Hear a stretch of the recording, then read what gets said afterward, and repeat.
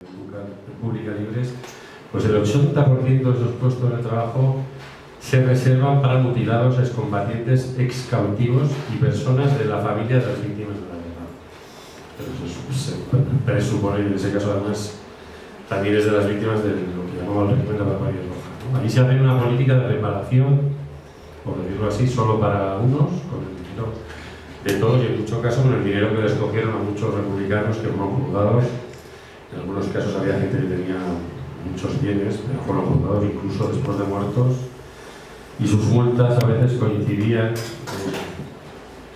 voy a decir entre comillas, misteriosamente con el patrimonio que había dejado esa persona en herencia, lo cual era confiscado por el Estado. Pues en muchos casos de estos no solo eran los puestos en la administración, sino eran cualquier negocio que tuviera, que requiriese o requiriera una licencia pública, desde una administración de un estanco hasta una licencia de taxi, quiero decir, pasaba por beneficios sociales para muchísima gente, ¿no? Mientras las familias de los desaparecidos que ahora se están buscando, pues no podían ni siquiera hablar de ellos, ¿no? Cuando muere Franco,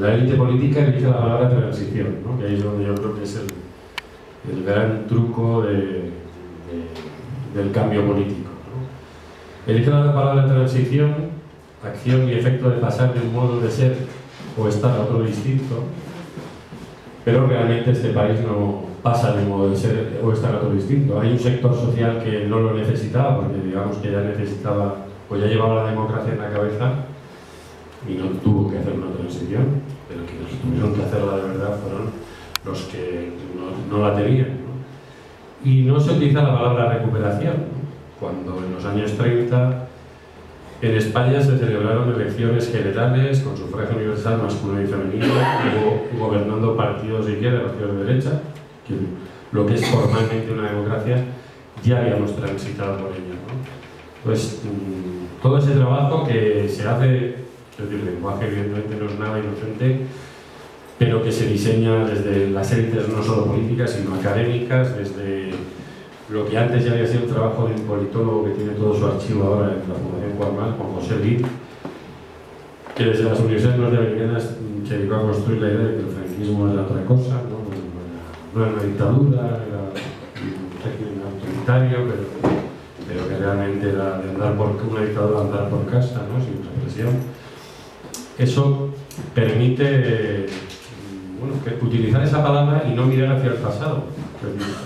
En el fondo, lo que debería haber sido un referente, como ha ocurrido en otros países que andan por su quinta, sexta república, aquí, para preparar el terreno a la monarquía y a diseñar este Estado como una monarquía parlamentaria, se borra ese pasado y se elige una palabra que lo que va a permitir es que el rey aparezca como un hombre que por fin nos hace conocer la democracia, ¿no? Cosa que desde cualquier punto de vista histórico es totalmente falsa, pero bueno, se acepta por amplios sectores de la sociedad y de hecho pues esa es además la palabra que ha señalado y que especifica ese tiempo histórico, ¿no? Ese tiempo en que uno no para de oír noticias habitualmente. Fue el primer presidente de la democracia que no sé qué, hay unos antes que nunca están en ese cómputo, ¿no? Se puso el contador a cero por un lado, pero por otro el boletín oficial del Estado no hace una fractura. O sea, al día siguiente del primer boletín después de las elecciones democráticas de junio del 77 es el del día anterior más uno. O sea, no se escenifica ni siquiera esa fractura de que va a haber unas leyes que ahora se eligen en un parlamento votado por los ciudadanos, cuando durante 40 años no se han elegido o no se ha dictado en un parlamento votado durante 40 años, ¿no? Y ahí toda esa definición de la transición de un ser a otro distinto, pues ni siquiera fue una transición, si siguiéramos la definición de la Real Academia, ¿no? Y para eso se hicieron un montón de cosas, ¿no? De diseño político, precisamente para permitir esa especie de truco, ¿no? De ilusionista que nos iba a decir que de la noche a la mañana habíamos pasado a vivir en un país en blanco y negro a un país en color donde los jóvenes de la movida madrileña se pintaban el pelo de colores, ¿no? Y todo eso requería una cierta ingeniería política que tuvo que ver, por ejemplo, con la no legalización de 15 partidos de extrema izquierda. Este titular del País del 4 de agosto de 1977, ya se habían celebrado las elecciones, había más de 20 partidos sin legalizar, precisamente, y lo digo también con todas las comillas, partidos como Izquierda Republicana, que creo que no se puede usar de ser un partido de extrema izquierda, partido que ha tenido mucho poder político en el anterior periodo democrático, pero que iba a ser una fuerza política que no iba a admitir una monarquía parlamentaria, porque en su esencia estaba el hecho de reclamar el regreso de la República. Incluso Esquerra Republicana de Cataluña tuvo que cambiar su nombre para poder presentarse a las elecciones y llamarse Esquerra Democrática de Cataluña, ¿no? Pero tuvo que pasar un filtro, y en ese caso el entonces ministro de la Gobernación, muy reclamado por la justicia argentina, lo que respondía a los partidos que trataban de inscribirse en el registro de partidos era que eran contrarios a la fuerza del Estado, a la forma de Estado, perdón. Todavía no había votado nadie en una constitución, pues la forma de Estado no se sabe exactamente qué, pero eran contrarios a dos cosas que tienen mucho que ver con que esté yo aquí y con lo que ocurre entonces, ¿no? Que son la llegada de la monarquía y la amnistía, ¿no? Entonces, esos 20 partidos se quedan fuera del Parlamento, creo que ninguno ha vuelto o sea, nunca jamás uno de ellos entró en el Parlamento, pero fue ya una condena a ser extraparlamentarios para el resto de sus días. En ellos está, por ejemplo, el partido, mi padre militaba en Acción Republicana Democrática Española, que bueno, tuvo que, pues eso, pensaban que iban a hacer política ya en serio y no pudieron. Y lo que ocurrió en el año 78, ese Parlamento que se da en el 77, urgentemente, teniendo todavía un presidente en funciones, aprueba la ley de amnistía. Es una de las cosas con las que el franquismo quiere atar y bien atar lo que dice esa ley en su punto F, de la que hablaremos, ¿no? Pero al margen de eso hay un movimiento social, ¿no?, que crea esta noticia que hay a la derecha, esta Junta Promotora del Tribunal Cívico Internacional contra los Crímenes del Franquismo, que es detenida a principios de diciembre del 78, en su primera reunión en el Hotel Convención en Madrid, excepto una de las personas que estaban allí reunidas, acaban todos en la cárcel, ¿no? Porque precisamente lo que había tratado de construir la ley de amnistía en el Parlamento, que era esa impunidad, pues la sociedad cree que no es correcta, y bueno, pues se hace este tribunal donde participaba Lidia Guinaldier, bueno, y había gente apoyándolo como Luis Llach, el cantante Carlos Cano, el actor y cantautor valenciano Ovidi Montllor, había un montón de gente respaldando ese intento de crear una especie de tribunal Russell que existe ahora en la Comunidad Palestina con los crímenes del franquismo, y no dejar al franquismo como algo de lo que se ha hecho borrón y cuenta nueva, ¿no? Casualmente de este tribunal uno mira en internet y no hay nada. O sea, quiero decir, literatura que hayan hecho las universidades sobre estos dos temas, casualmente, cuando se van a cumplir 40 años de la muerte de Franco, y lo digo yo estoy en la Facultad de Ciencias Políticas, casualmente nadie ha considerado que la existencia de estas dos cuestiones fuera académicamente interesante, y solo conozco, con respecto a la legalización de partidos, un artículo de un profesor de la Universidad de Almería, un historiador, y una historiadora francesa, Sophie Barry, que acaba de sacar un libro sobre la represión política en la transición, y le dedica un capítulo a esa cuestión, ¿no? Pero todo lo que ocurrió, que se salía de los márgenes, incluido esto, pues se ha quedado fuera de los márgenes, en las cunetas, ¿no? Esa ley se aprueba el 14 de octubre del año 1977, como dice muy bien el que hay en el Parlamento, con la ley de amnistía, ¿no? Son 296 votos a favor, 2 en contra, 18 abstenciones y un voto nulo, ¿no? Y lo que hace esa ley es exactamente sacar a la calle 89 presos políticos. La mayoría había salido antes con 2 indultos, ¿no? Y de hecho algunos de esos diputados que están en el Parlamento habían sido presos políticos, o lo eran cuando murió Franco, ¿no? Los 89 presos que saca la ley fundamentalmente tienen que ver o están en el ámbito de la lucha armada, ¿no? Y es un intento incluso de que en ese momento ETA abandonara las armas y su actividad violenta pasara a la historia, ¿no? En su punto 2 de esa ley, y digo ahí disfrazada porque se vendió como una conquista de la izquierda, pero la gente que ya estaba en la calle, que ya no eran presos políticos, y hay cosas dentro de la ley que se pueden regular, y no tiene por qué ser una ley de amnistía, ¿no? Como los derechos laborales de quienes habían estado presos, cosas que igual tenían que ver con pensiones, pero la ley lleva en su punto 2F lo más importante para quienes la tramitan de urgencia, ¿no? Y la apoyan, que es un punto, el punto 2F, donde dice que quedan incluidos en esa amnistía todos los delitos cometidos por funcionarios y agentes del orden público contra los derechos de las personas. Y cuando lo dice así en genérico, habla de todas las personas y de todos los derechos, ¿no? Desde el derecho a la vida, a la integridad física o a la propiedad. Cualquier violación del derecho que se haya cometido entre el 18 de julio y diciembre del año 1976, además se lleva hasta diciembre del 76 para eliminar hechos como los 5 trabajadores que murieron en la iglesia en Vitoria eliminados por la policía, y para incluir un poco más o proteger un poco más. Ese es el verdadero espíritu de la ley, ¿no? El punto 2F, donde se construye judicialmente esa impunidad, ¿no? Otro caso, es decir, en ese momento el Parlamento, con respecto al pasado, digamos que va por un lado y la sociedad civil va por otro, con una parte de ella, ¿no?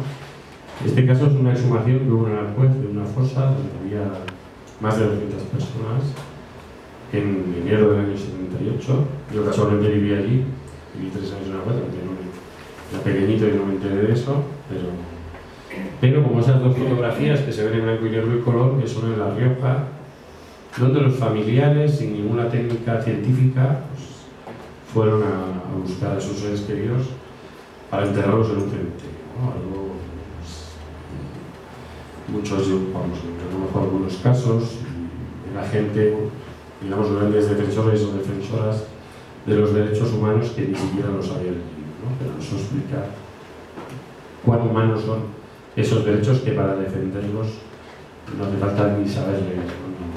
Ahí a la derecha está un librito corto que se llama El desaparecido, de Miguel Buñuel. Cuenta la historia de el que quizá fue el último desaparecido del franquismo.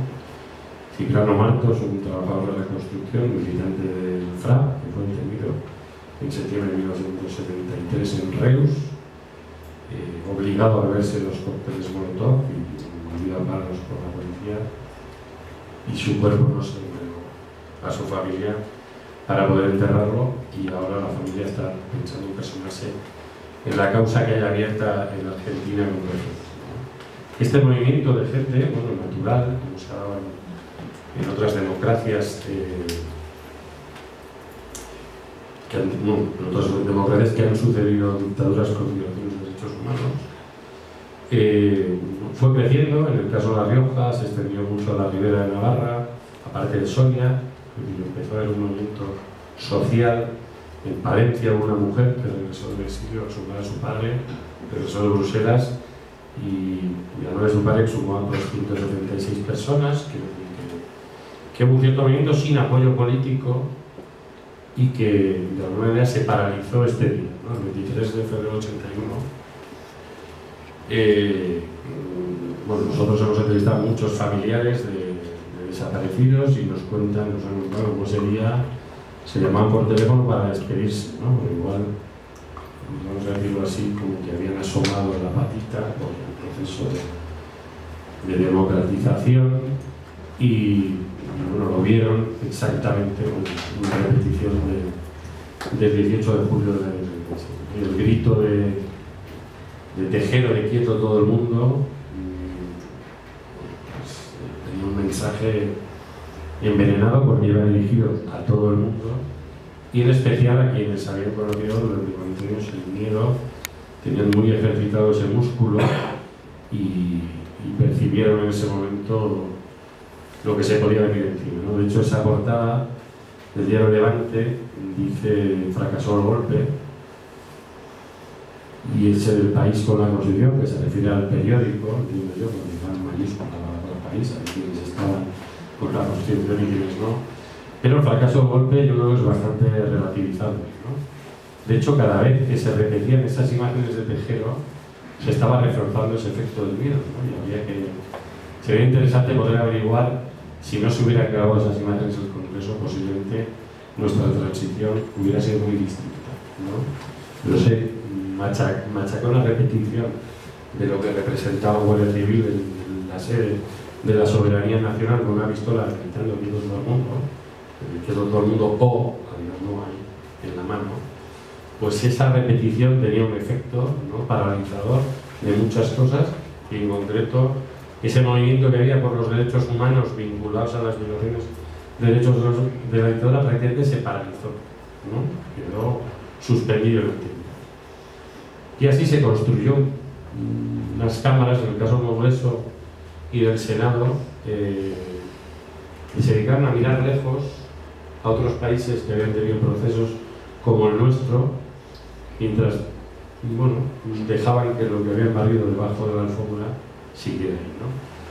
Eso que pone Senado es un boletín de las Cortes, donde está el dictamen de la Comisión de Investigación sobre la desaparición de súbditos españoles en países de América Latina, mientras aquí había más de 100.000. Bueno, pues, nuestro Senado me parece muy bien que defienda los derechos humanos en todo el mundo, pero que eso no implique que no se haga. Y de hecho hoy en el Congreso hay un día que es el 27 de enero, que se conmemora el Día de las Víctimas del Holocausto, el 27 de julio, que se conmemora el Día de las Víctimas del Terrorismo, y esos desaparecidos de la represión franquista no tienen un espacio. Porque no ha habido voluntad política para ellos.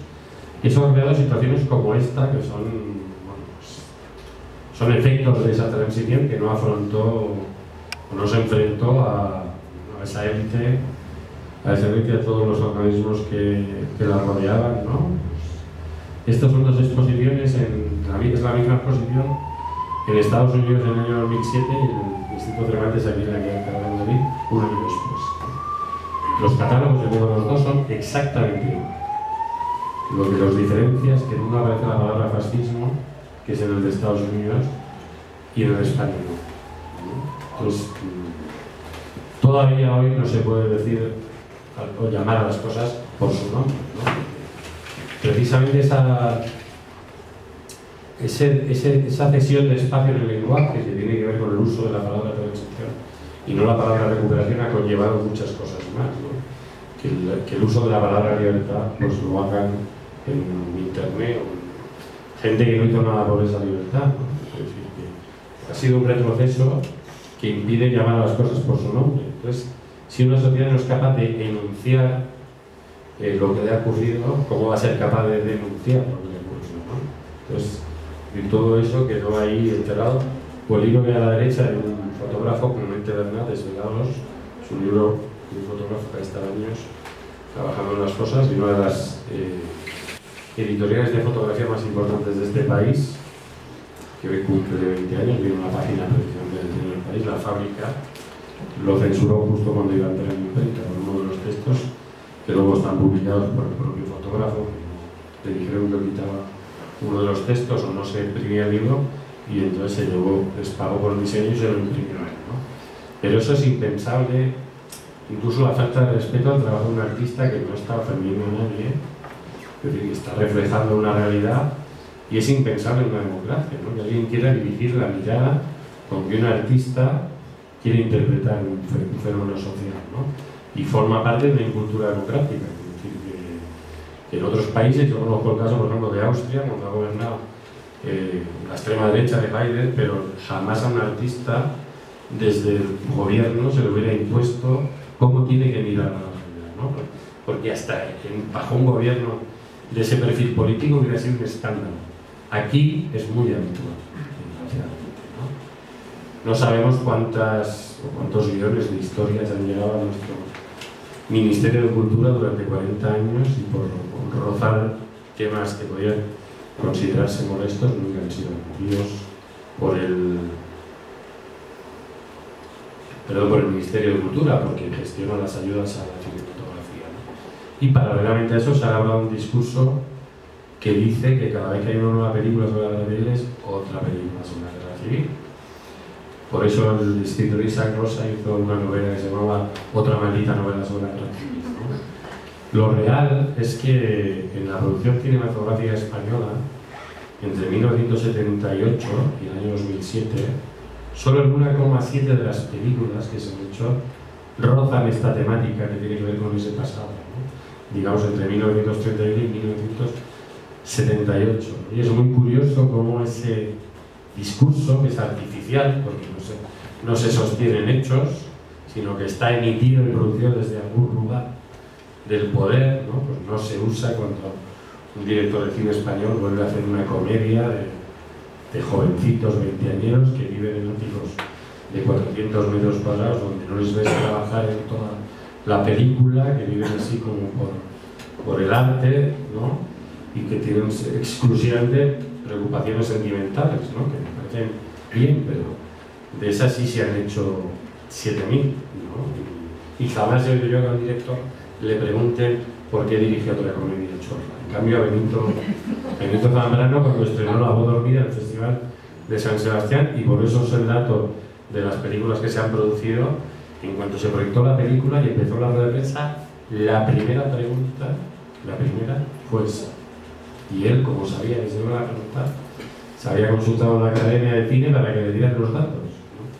Entonces, todo eso es un discurso artificial, pero construido desde un lugar que lo que quiere es que no haya conocimiento del pasado, ¿no? Porque el cine, entre otras cosas, además de entretenimiento y de otras emociones, puede generar conocimiento, y hasta una mala película puede ser una puerta al conocimiento, ¿no?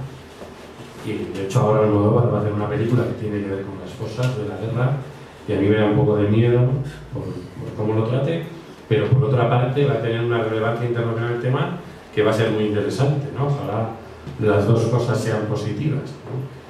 Pero existe eso, ¿no? Y eso tiene que ver, pues, por ejemplo, con la definición de franquismo que hace el diccionario de la Academia. Es un movimiento político y social de tendencia totalitaria, ¿no? Bueno, si yo dijera a un grupo terrorista que tiene tendencia independentista y me olvidara de cosas que ha hecho, al día siguiente te estaba declarando delante de un juez, ¿no? Entonces esa ocultación, luego uno puede hacer una definición real y que luego cada uno piense lo que quiera del franquismo, que eso es así, pero esa definición que también está construida desde la Academia está ocultando, no es que tuviera una tendencia totalitaria, es que encarcelaba a 500.000 personas solo por sus ideas, mandó al exilio a otras 500.000 y las mujeres fueron infraciudadanas durante 40 años. Pues quiero decir, todo eso no está en esa definición, ¿no? Y debería estar en una definición de un diccionario que es la referencia en todo el mundo para quienes aprenden el castellano o lo empiezan a usar, ¿no? Entonces eso sí hay. Nosotros hemos hecho varias protestas y acaban de presentar en octubre la última edición, que es la 26ª, y no han querido corregirlo, ¿no? Y ya llevamos años peleando, incluso hicimos una especie de concurso de definiciones y le mandamos 200 definiciones que consideramos rigurosas para facilitarles el trabajo, ¿no? Pero esa sombra, ¿no?, que está ahí sobre el diccionario todavía está en muchos aspectos sobre la sociedad, ¿no? Todos los efectos de esa transición, que no ha sido recuperación, es, pues, que no pueda escribir eso en Google. Yo llevo bastantes extranjeros que vienen a visitarnos antes de la asociación a la Plaza del Cabildo de Madrid, ¿no? Y si son alemanes especialmente, solo imaginarse en la Plaza del Cine se desmayan, ¿no? Literalmente. Para ellos es incomprensible, como que en Italia ven una plaza de lucha, ¿no? Es decir, que es una cosa para ellos incomprensible. Aquí, bueno, desgraciadamente es una anécdota con respecto a todo lo que queda de aquellos tiempos, ¿no? Este esquema, que es una herramienta de Google, ahora ya no se puede usar porque Google ha dejado de entrar en los medios de comunicación españoles hasta que no le paguen la tasa que piden. Pero esta herramienta se mete en los archivos de los periódicos que tienen su biblioteca en la red. Fundamentalmente en el caso de España son el ABC, bueno, me refiero desde el año 80, el ABC, La Vanguardia y El País, El Mundo desde el año 82, Septiembre del 89, que es cuando se edita el primer ejemplar del mundo, desde entonces también lo tiene. Y bueno, está la revista Triunfo, entonces, bueno, hay algunos medios. Entonces lo que hace esta herramienta, o lo que hacía, uno le daba una expresión, y entonces él buceaba en la red y lo que te daba es la estadística de cuánto se repetía esa expresión en esos años, ¿no? Y bueno, haciendo una lectura de los medios de comunicación como la esfera pública de lo que se debate, pues en ese caso está la expresión víctimas del franquismo, ¿no?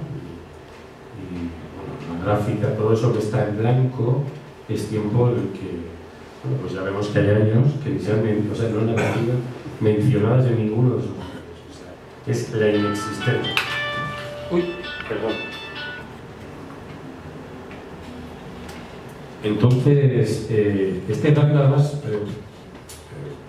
puede parecer anecdótico, pero relata muy bien los hechos, ¿no? Porque los años que acaban en 1 y 6, si los vemos aquí, que no sé dónde entró el ratón, los años que acaban 91-96 son años que coinciden con el final de la Guerra Civil, es decir, 55, 60 aniversarios, 70 de la y ahí en esos años aparece una pequeña mención, ¿no? Y está bien retrasada, incluso cuando en el año 2001 se cumplen 65 años de la Guerra Civil y hay aquí. Pero aquí vemos años donde ni siquiera se menciona en una ocasión. Eso es un acuerdo político para que no se traten temas, ¿no? O sea, y aquí volvemos a ver otro periodo, y todo este periodo que está en blanco es un país sin memoria, ¿no? Es un país sin memoria pública, por decirlo así. No hay un debate sobre el pasado, en el Parlamento no se habla de esto. Yo me he revisado, por ejemplo, todos los informes de la Defensoría del Pueblo y básicamente lo que durante hasta el año 2002, que por primera vez trata el tema, digamos, desde el punto de vista de una víctima, todo lo que hay que tiene que ver con eso son problemas de tensiones, básicamente. Pero en los periódicos incluso lo que se trataba era el pasado desde un punto de vista descriptivo, ¿no? Es algo que ocurrió. De hecho, el diario El País, en 1986, publica un suplemento especial sobre la guerra y la dictadura, y le llama aquella lejana dictadura, ¿no? Han pasado 11 años desde la muerte de Franco, pero ya está tan lejos que ni se le ve, ¿no? Entonces, en los medios entonces solo se podía hablar de esto de forma descriptiva, ¿no? Con ese componente lejano, no como una consecuencia que está hoy aquí y que quizá requiere políticas, sino como algo que está casi en la puerta, de lejos, ¿no? Algo descriptivo, que no cree conflictos con el presente, que lo hablen los historiadores, y en el caso de la historiografía, fundamentalmente, que se trate como, sobre todo como algo bélico, ¿no? En el caso de los libros escolares, todavía hoy no de la guerra civil, y bueno, pues yo he visto el libro de mi hija, y son 2 batallas aquí, 2 allí, se acabó.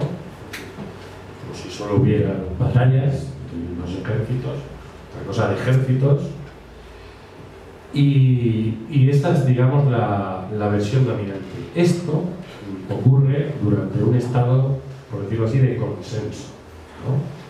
Se aprueba la ley de amnistía, se aprueba la Constitución monárquica, en los colegios no se enseña este tema, eso no genera ningún conflicto político.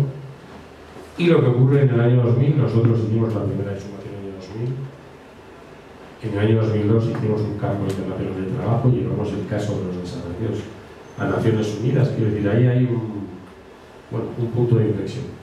Ya no hay ningún año en blanco, eso se acabó, ¿no? Y además, como decía, la gráfica retrata muy bien, porque estos picos están explicando momentos importantes de eso, ¿no? Este es el año 2002. Aquí nosotros hicimos un campo internacional de trabajo con voluntarios de 9 países y conseguimos por primera vez, cuando íbamos antes a una exhumación, pues iban periódicos extranjeros, por nosotros fundamentalmente. La RD, la República Alemana, el periódico de RC holandés, que eran corresponsales. En el año 2002 conseguimos, digamos, un cierto impacto que estoy diciendo y que hizo que muchísimas familias se pusieran en contacto con nosotros, ¿no? En el año 2004 se anuncia la ley de la memoria, ¿no? Y este pico tiene que ver con eso, ¿no? Se anuncia a principios de julio del año 2004, en septiembre del año 2004, el boletín oficial del 10 de septiembre explica cómo se va a crear una comisión para eso. En el año 2006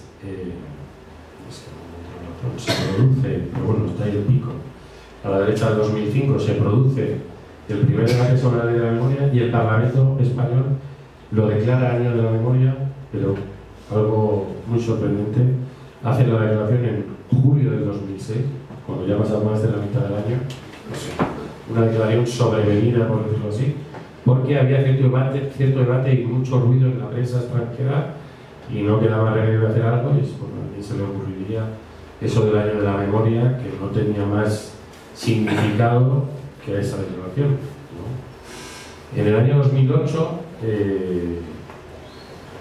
se aprueba, bueno, en el año 2006 se hace el primer debate con la ley de la memoria, en el que el 14 de diciembre del año 2006, un mes antes, la jerarquía de la Iglesia Católica hace público un documento que se llama Reflexiones morales o consideraciones morales sobre la situación actual de España. En ese documento, bueno, en el cuarto párrafo se dice que hay gente que está intentando remover el pasado y que nosotros ya lo hicimos, lo arreglamos todo en la transición, y que si no queremos que eso genere algunos problemas es mejor que dejemos las cosas tranquilas, ¿no?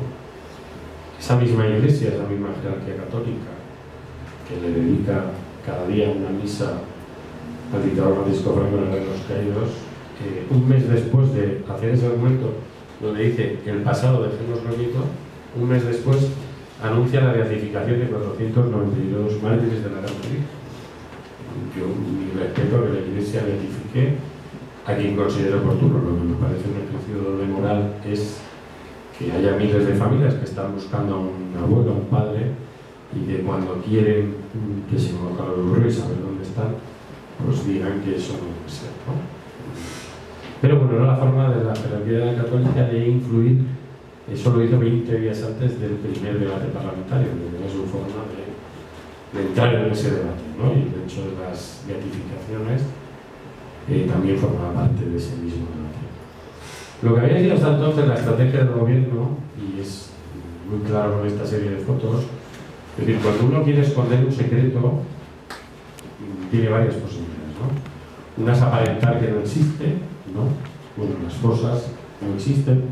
Nosotros hemos exhumado cerca de 200 y yo creo que solo en 4 casos había algo que las señalara. El resto era tierra de campo, donde si algún hombre llegaba, una mujer llegaba de día por aquí, no había nada que permitiera, sin esa memoria que se ha acercado hasta allí, que permitiera encontrarlos, ¿no? Cuando uno quiere esconder un secreto, pues uno vive como si no existiera eso que quiere esconder, ¿no? Y existe otra posibilidad, que es aparentar en algún lugar que ya lo ha resuelto. Y eso es lo que decidió el Estado español. Esta fotografía es del 20 de noviembre del año 1978. Está tomada en la Ciudad de México DF, y quien aparece a la izquierda de los reyes es Dolores Rivas, la viuda de Manuel Azaña, el presidente de la República, que murió en Montauban, en Francia, rodeado por la Gestapo, que lo quería hacer prisionero. Esta foto está hecha 2 semanas antes del referéndum constitucional. Esta mujer no quería hacer esa foto y tuvo un gran trabajo diplomático hasta que se consiguió que apareciera, ¿no? Porque simbólicamente la corona española quería aparecer como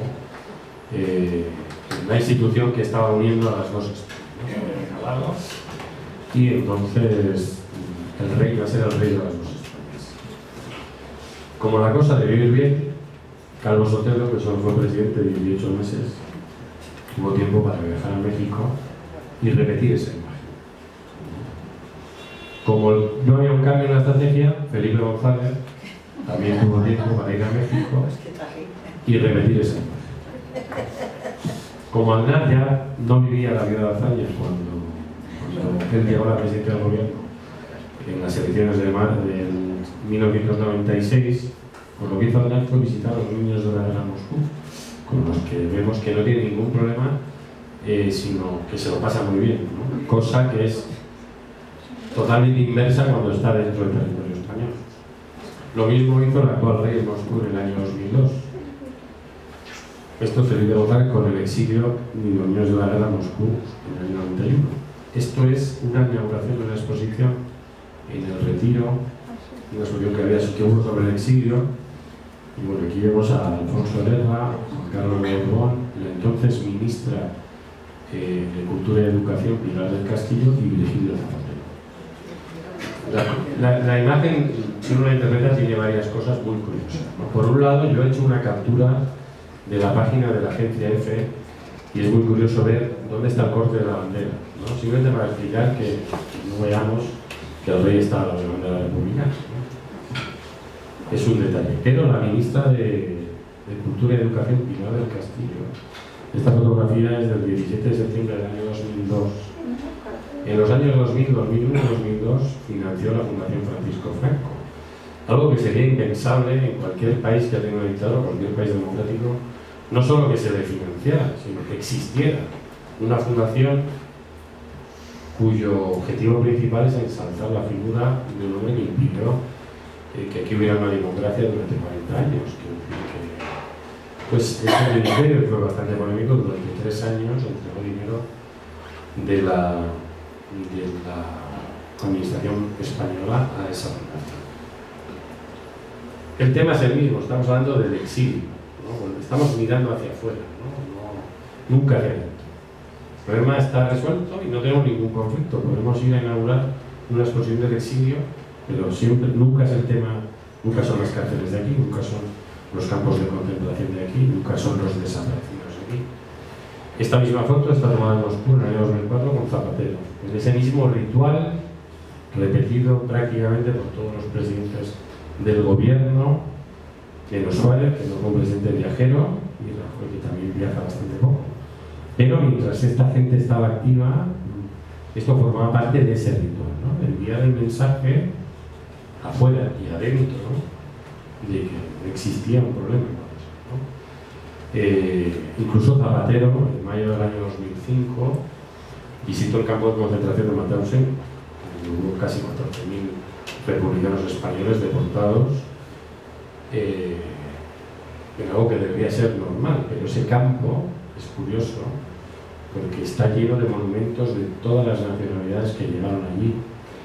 Los españoles, cuando los nazis ocupan Francia, con bastante colaboración, lo que hacen es preguntarle a Franco por unos 15.000 republicanos que hay ahí refugiados en el sureste francés.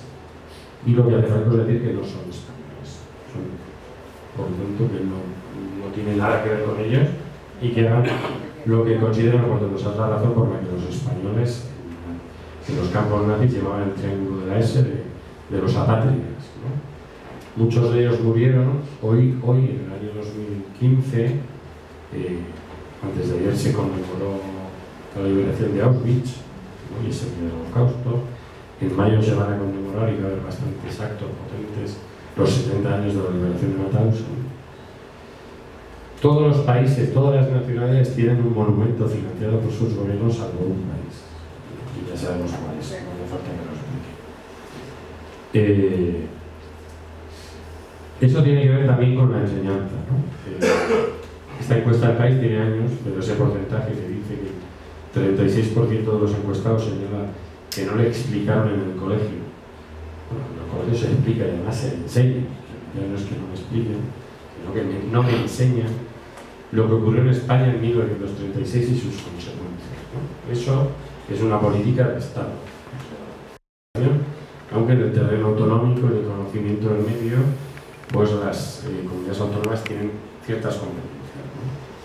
Pero eso es un programa de fabricación de ignorancia, ¿no? Que es en lo que somos quizás en España una de las grandes potencias mundiales, ¿no? Sobre todo con respecto a ese pasado. Ningún país, digamos que ningún país ha tenido una buena gestión y una buena digestión de un pasado traumático, no existe, ¿no? Decía el poeta Juan Gelman, cuando acaba una dictadura llegan los organizadores del olvido. y eso ha ocurrido en todas las democracias. Otra cosa es la oposición a la política al régimen de la sociedad civil, cómo digieran eso y si consideran que lo sacamos de la agenda política, como fue en el caso español, ¿no? Todo ese tiempo en blanco, in albis, y eso ocurre en todas partes. Yo he estado esta semana en las elecciones griegas y por una casualidad tuve la suerte de asistir al primer acto del nuevo primer ministro, nada más tomar posesión, fue a colocar un ramo de flores a un monumento dedicado a 200 resistentes griegos, que fueron 15 de ellos ahorcados y el resto fusilados por el ejército nazi, ¿no? Y es una forma de reafirmación democrática. Quienes lucharon contra esa invasión pues tienen que ser un referente de que la democracia, o sea, una dictadura o algo como el fascismo no se puede hacer. Aquí no se ha hecho nada escolarmente y sigue sin existir prácticamente, y yo personalmente pienso que el mejor monumento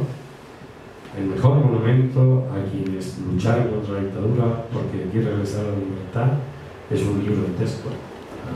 Yo personalmente lo valoro más que cualquier estatua, ¿no?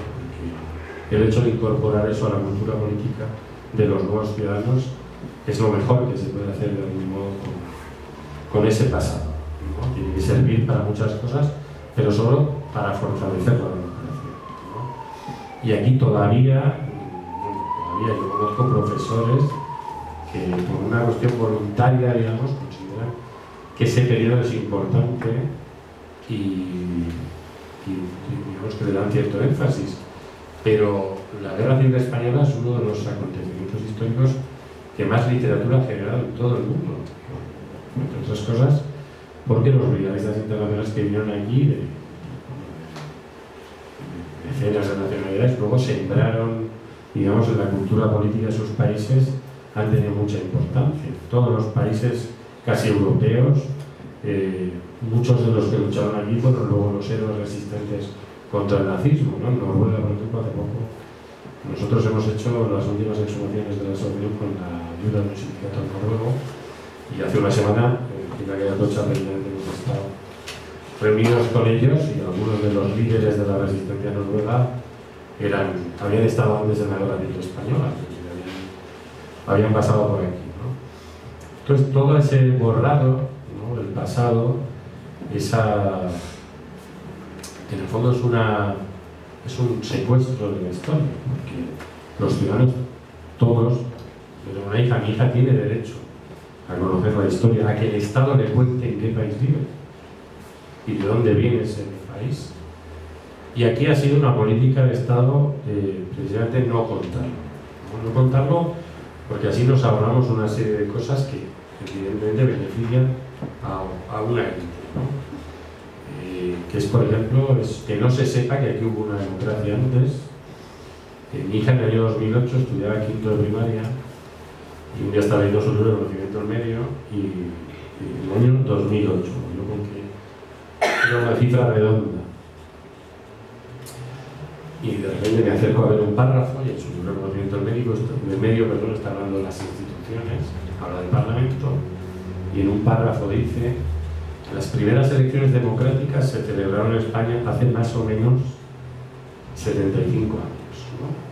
Entonces uno dice, yo puedo entender que un historiador utilice la expresión más o menos para algo que ocurrió hace 10.000 años, pero no para algo que ocurrió el 19 de noviembre de 1933, que es algo que tiene fecha. Y remarcaba en el 2008 porque la fecha en ese caso era, en un sentido de aniversario, eran los 75 años. ¿Cuántas instituciones españolas conmemoran esa fecha? Por primera vez se celebran unas elecciones generales con voto sufragio universal masculino y femenino, antes que algunas democracias europeas, que podríamos considerar mucho más modernas que la nuestra, gana la derecha las elecciones, algo normal en una democracia, pero para no asignárselas a ese periodo histórico, pues el libro de mi hija, en vez de decir cuándo ocurrieron, prefiere decir más o menos, ¿no? Por ahí. Entonces ese más o menos, esa imprecisión, se suma a esa ignorancia. Quiero decir, de hecho, cuando se cuenta o hay un relato en los libros de texto acerca de este pasado, pues se da con la suficiente imprecisión como para no torcer la voluntad política que hubo en la transición de que esto fuera una transición y no una recuperación, ¿no? Todo funciona en ese ámbito.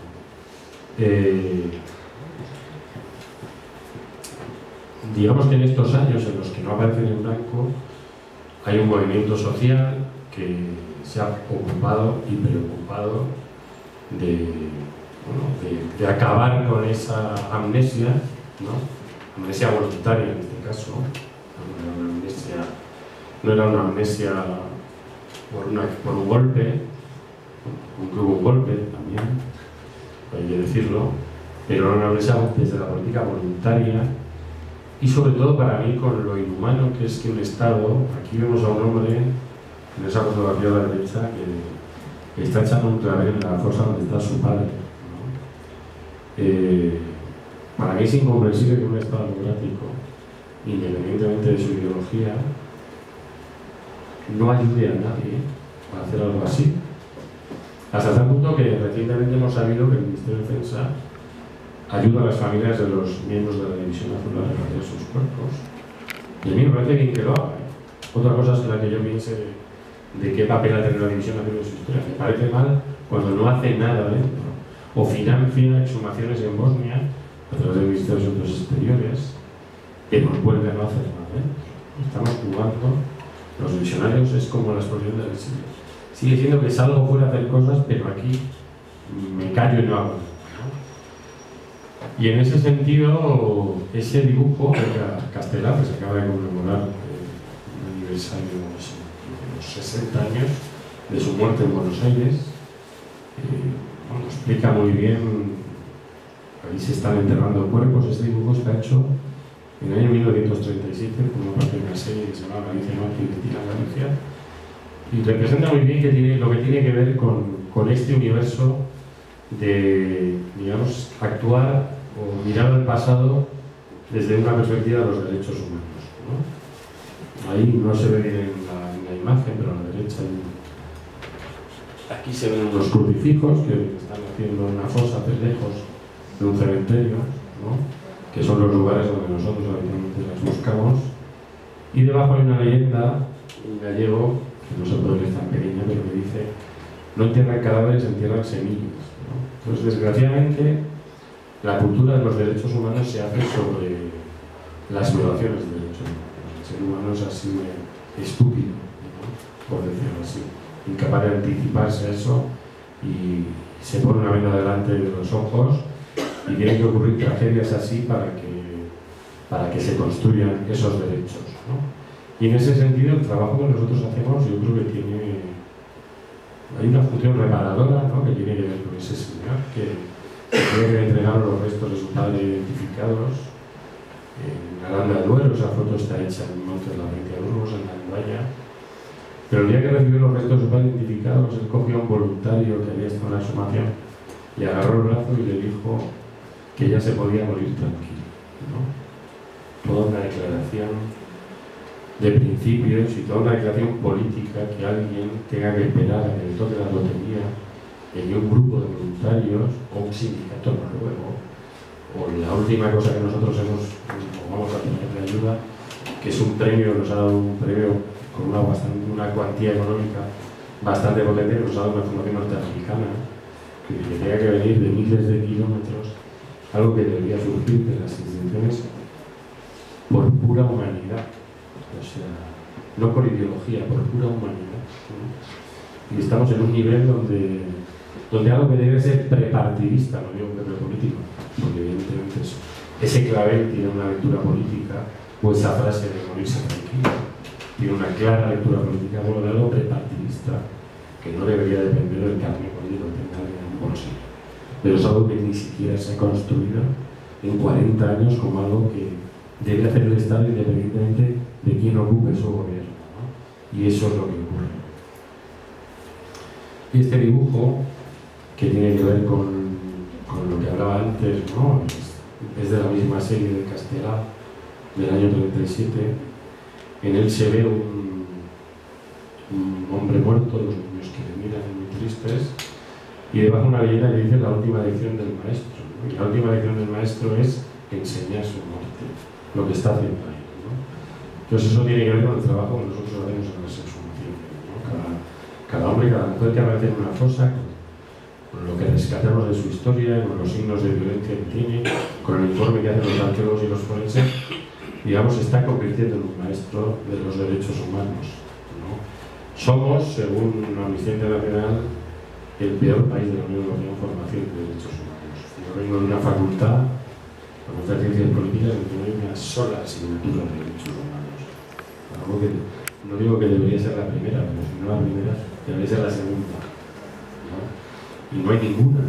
Somos el único país de la Unión Europea que no tiene un organismo de derechos humanos en el gobierno que mire hacia adentro. O sea, si uno se va a la página web de nuestro organismo de derechos humanos del gobierno, está en el Ministerio de Asuntos Exteriores. O sea, es un problema lejos. Y si uno entra en su página web y pone un link que pone las prioridades españolas, no hay nada que hable de España en esas prioridades. O sea, hay todavía 100.000 personas que están en esas cosas y familiares que están esperando ayuda, y no es una preocupación ni una ocupación del Estado, ¿no? Y lo va a ser en cierto modo. Y yo creo que parte de ese trabajo, y una cosa que nos ha quitado ese modelo de transición, es esa verdadera cultura de los derechos humanos. Los ciudadanos españoles y las ciudadanas españolas deberíamos venir de serie con esa cultura incorporada en la cabeza, ¿no? Eso debería ser nuestra primera cultura política, debería ser la incorporación de los derechos humanos. Como ya cada uno elegirá, o le vendrá la ideología que quiera, pero eso debería venir de serie, ¿no? Y eso es algo de lo que se ha ocupado y preocupado esa élite, ese régimen del 78, y es de no construir esa cultura, porque precisamente el hecho de que esa cultura no esté extendida permite convivir con esa realidad, permite, o sea, el hecho de que haya 100.000 familias buscando seres queridos que quieren saber qué les pasó, sería insoportable en una sociedad que tiene incorporada la cultura de los derechos humanos. Cuando formamos parte de una sociedad donde esa cultura no ha tenido ninguna importancia, todavía hoy uno puede ir a una librería y no hay historiografía sobre el pasado vista desde los derechos humanos en muchos casos. Todavía hoy hay universidades tan importantes como la de Salamanca que 40 años después de muerto Franco no han hecho un estudio de la represión en esa provincia, donde no hubo guerra, no hubo represión. ¿Y por qué? ¿Quién decide que eso no haya ocurrido? Evidentemente es una voluntad política, ¿no? Y en la academia, quiero decir, esa élite ha estado dominando todos esos ámbitos, ¿no? Con la cultura. Entonces yo creo que eso es algo que nuestro modelo de transición y de no recuperación, precisamente, nos ha robado, ¿no? Que es la posibilidad de, si nosotros tuviéramos, si cada uno de los ciudadanos que vivimos en esta sociedad hoy en día, o de los que hemos nacido y nos hemos formado después de la dictadura, tuviéramos incorporada esa cultura de los derechos humanos, no ocurrirían muchas de las cosas que ocurren. No se podrían tomar muchas de las decisiones que se toman, políticas y que no se toman, porque el listón de lo intolerable sería mucho más alto y tendría muchas más cosas debajo, ¿no? Entonces esa ha sido una preocupación y yo creo que una de las carencias más importantes de nuestra sociedad, porque eso, por decirlo así, lo cambiaría todo, cambiaría el poder judicial, cambiaría montones de cosas. Recientemente había una reunión del Consejo General del Poder Judicial a raíz de los informes de Naciones Unidas y del Grupo de Trabajo contra la desaparición forzada e involuntaria de personas y el Relator Especial para realizar la función de la reparación y las garantías de no repetición, que han conocido este caso y que, bueno, pues han elaborado unas conclusiones muy duras con los gobiernos que ha habido en España hasta ahora, todos y cada uno. Y es que ha habido una inacción, no solo en ayudar a personas como esta, sino el hecho de crear una vacuna contra las violaciones de derechos humanos. Y la mejor vacuna contra las violaciones de derechos humanos es que todo el mundo las conozca y que todo el mundo los respete, ¿no? Y eso yo creo que tiene que ver mucho con ese modelo de amnesia, de impunidad, que bueno, había hecho que haya mujeres como Ascensión Mendieta, que es una mujer que tenía a su padre desaparecido en Guadalajara y ha tenido que ir en un avión donde cumplió 88 años hace 23 meses para pedir ayuda en Argentina, ¿no? Que no tenga una oficina aquí donde ella, que dice que quiere besar un hueso de su padre antes de morirse, reciba esa ayuda que yo digo es tan, vamos, cualquier persona ayudaría a un ser humano o algo así. De hecho, en esta península, y ahora sí voy a usar la expresión más o menos, llevamos más o menos 400.000 años enterrando a la gente con cariño, ¿no? Entonces, algo para lo que estamos programados culturalmente es una aberración que ningún gobierno desde 1978 se haya ocupado de ello, ¿no? Y dice mucho y muy poco de nuestra democracia. Entonces, el otro día cuando Tsipras llegó a este monumento, estuve hablando con una mujer que tenía un cuñado y un tío que habían sido ahorcados por el ejército nazi, y mientras estaba hablando con ella llegó un hombre de 87 años que había estado preso en una isla griega, que fue casi una concentración, y donde fue torturado, no lo voy a decir por robo, pero creo que a veces ver hasta dónde puede llegar un ser humano también es necesario para no tener la verdad delante de los ojos. A este hombre lo tiraron desnudo, atado de pies y manos en una bolsa de plástico y con unos gatos dentro lo tiraron al mar. Y entonces los gatos, al intentar salir, le destrozaron el cuerpo, ¿no? De hecho, publica una cosa muy curiosa sobre eso, que nos enseñó 60.000 años después algunas de las cosas, ¿no? Y una mujer, esta mujer que estaba hablando con nosotros, cuando le había llevado un presidente del gobierno a un momento como ese, en Grecia hubo una guerra entre el 46 y el 49, y esta mujer dijo, cuando volvía de dejar las flores chicas, dijo, se acaba de terminar la guerra civil, ¿no? Mientras aquí vivamos las consecuencias, yo no soy belicista, no me gusta usar esos términos, pero mientras vivamos las consecuencias del golpe del 18 de julio y de una dictadura que negó las libertades y negó derechos humanos, no podremos escribir la palabra democracia en letras mayúsculas. Muchas gracias.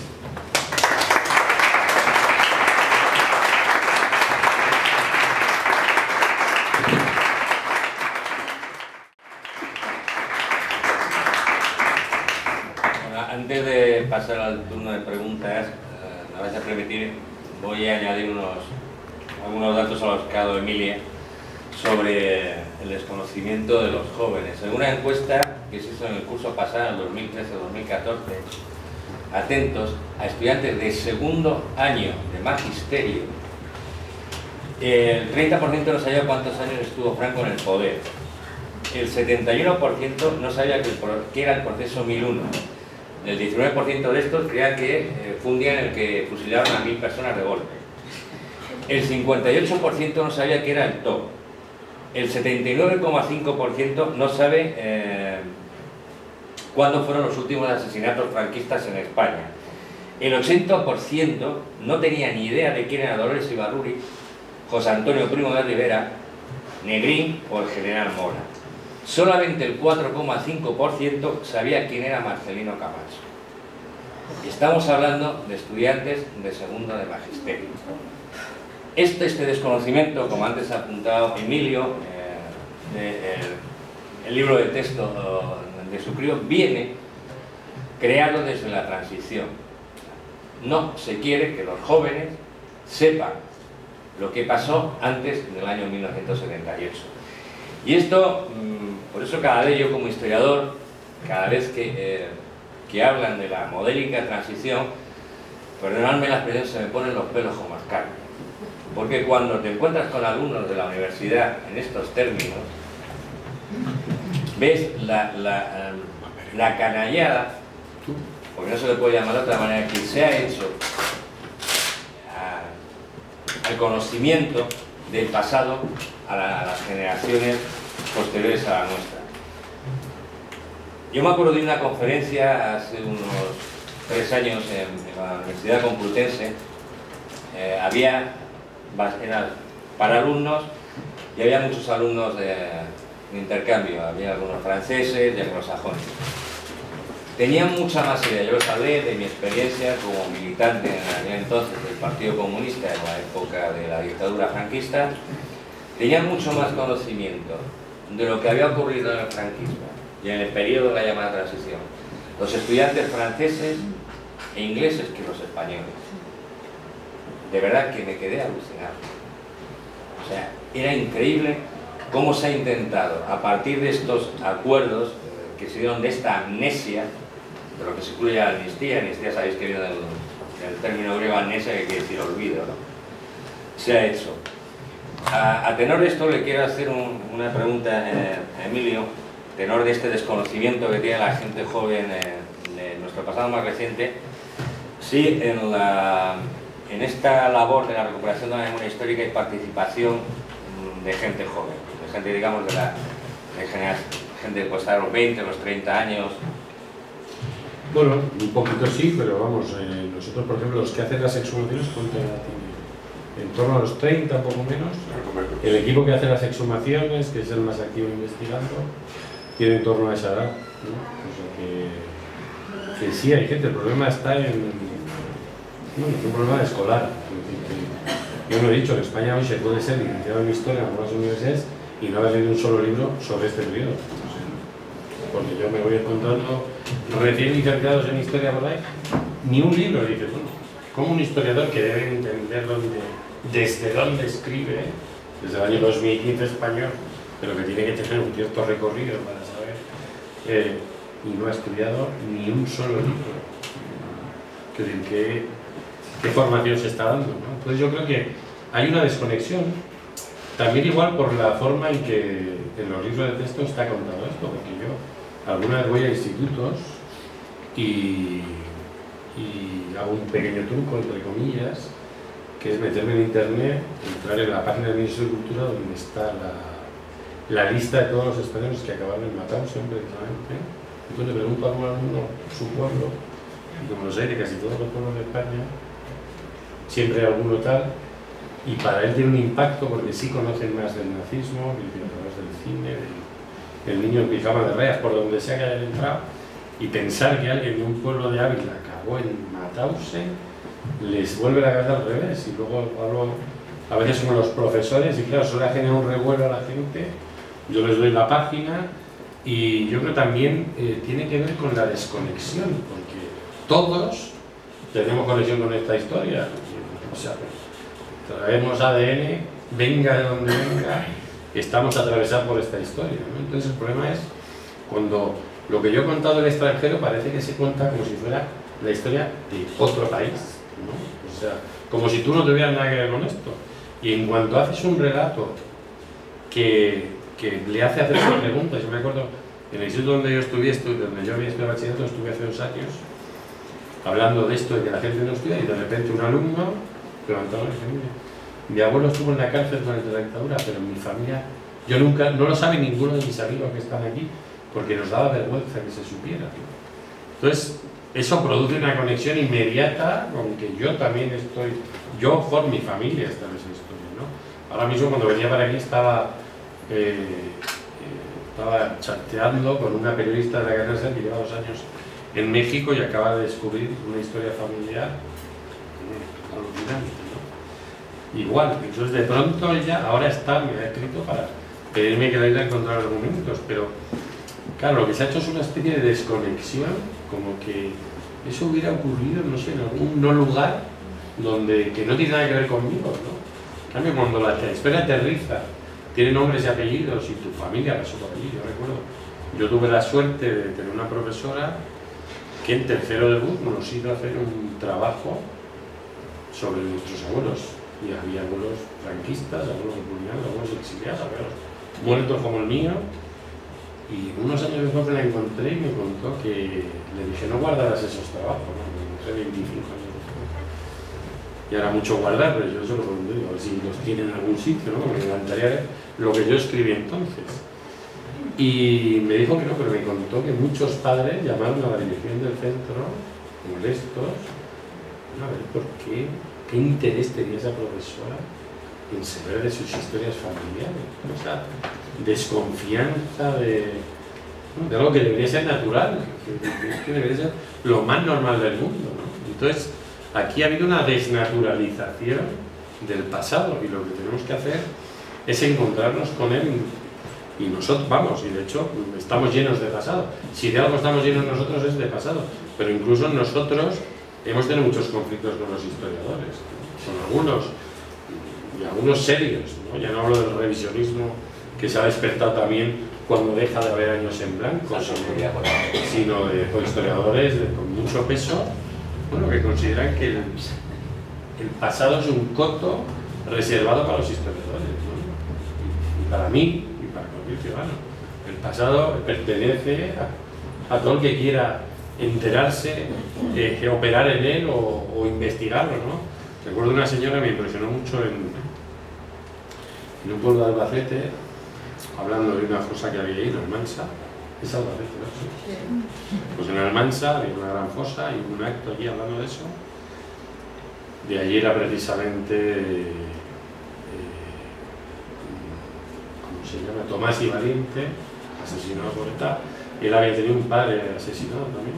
He leído cartas de él con 6 años escribiendo a su padre. Vamos, lo primero que debió escribir. Y me acuerdo de una señora que al acabar la historia se me acerca, una señora del pueblo ahí, y dice, mira, mi padre se murió en 1962. Y como se apuntó por guitarra, me dijo, dice, hija mía, algún día entérate de lo que ha pasado en este país, que ha sido muy grave. Y le contaba a la mujer, dice, desde que se murió Franco no he parado de ver.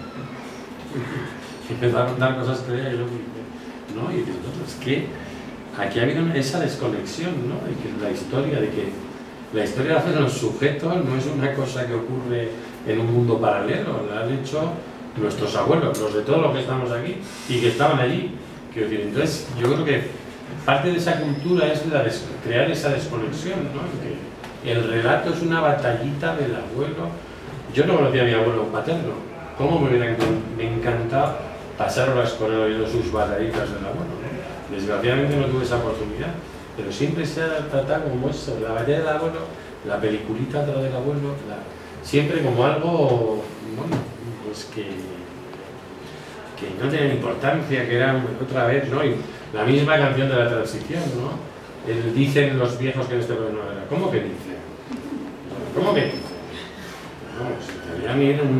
Los historiadores deberían haberse peleado con el grupo Hatch y haberles pedido con una carta que quitan la palabra dicen. ¿Cómo que dicen? Aquí hubo una perra. Y luego dicen que unos escondan su miedo y otros escondan su ira. Y ni unos escondieron su ira ni otros escondieron su miedo. Y ese es este país. Y la realidad que tenemos hoy tiene que ver directamente con que unos no han escondido lo uno ni otros han escondido lo otro. Y esa es nuestra realidad política, quiero decir, de cada día. Entonces yo creo que lo que hay que hacer es coger esos dos enchufes y conectarlos. Y yo creo que el trabajo, en parte que hacemos nosotros, es hacer esa conexión.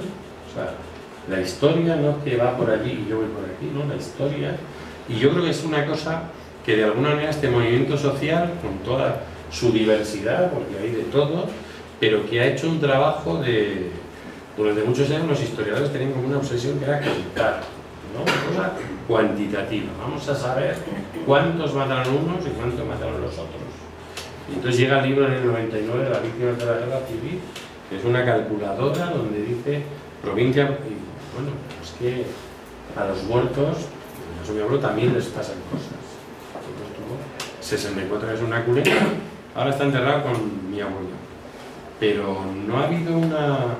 O muchas veces los historiadores que han hecho ese trabajo, curiosamente, han sido profesores de instituto, que tienen un horario mucho más complicado que un profesor universitario, que no suelen tener proyectos de estudio, que por las tardes muchos archivos cuando ellos tienen tiempo están cerrados, quiero decir, y muchos de los estudios sobre la represión los han hecho fuera de la academia, ¿no? Y es algo porque si uno no es consciente de dónde vive, pues es un infraciudadano o una infraciudadana. Y se trata de que esto sirva, entre otras cosas, para construir ciudadanía, ¿no? Que la gente luego piense lo que le dé la gana, pero desde la ciudadanía.